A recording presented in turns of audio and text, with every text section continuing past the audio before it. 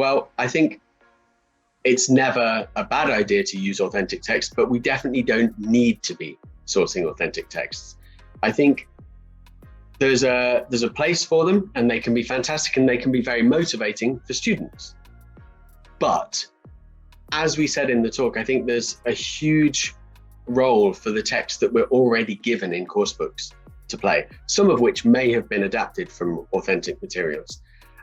So I think, of course, all of us have that moment when we're kind of reading something that we think, oh, this is perfect for classroom. Definitely, feel free to take that in. But don't think that you need to be always bringing in authentic materials for your classes for them to have validity. It's just not the case.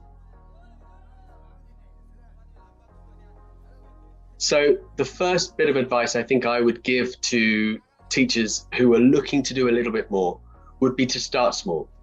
You don't have to start with a kind of a whole lesson of 3 hours based on one text. That might be where eventually you end up. But I think a key thing here is working on little activities and honing your skills slowly and developing your ability to add little things into lessons. And that might be those types of reflective questions where you're asking the students for why. It might be a little change to the way that you ask your gist questions. So rather than asking those kind of in line 4, what does this person say?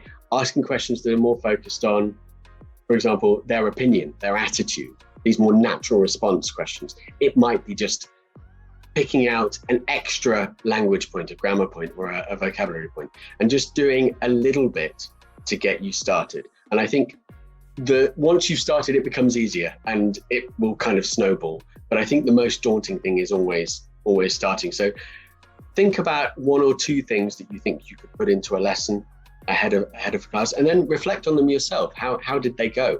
What challenges did you have?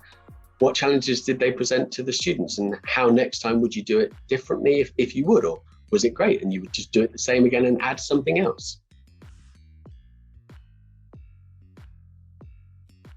Well, I think it's really important that we return to texts. It's this idea of so much work has already been done in a course book or in your average sort of resource book.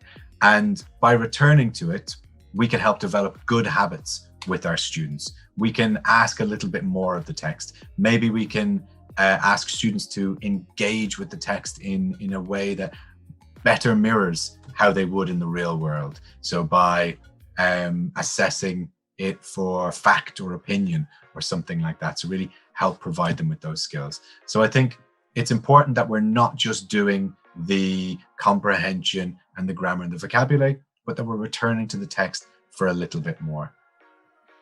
For extension as well, it gives us the ability for the students to already have a context that they understand to look at the language from. And that's really vital. Language should emerge from a context, not just 10 kind of individual sentences where the language has been deliberately put into there.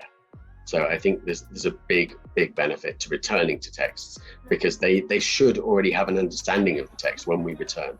And that can be massively beneficial for understanding language.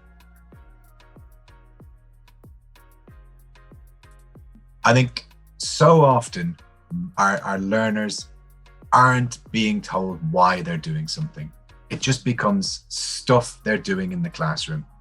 And if we can't tell them why, or we don't tell them why, it's going to be very hard for them to link what they're doing in the classroom to the real world. Now, we think this is especially important with texts because we're surrounded by them. We're surrounded by learning opportunities at every moment, on our phones, in the streets. You know, it may be in the past you were in your country and you weren't being exposed to English or whatever language you're studying. But now with the internet, that's just not the case. With our phones, that's not the case. So if we're not talking about why we're doing something in the classroom, they're not linking it to their real lives, and they're missing out on all these beautiful learning opportunities in the real world. So I think it's important that we're talking about it. We're telling students why we're doing it, what we're doing, how it will help them.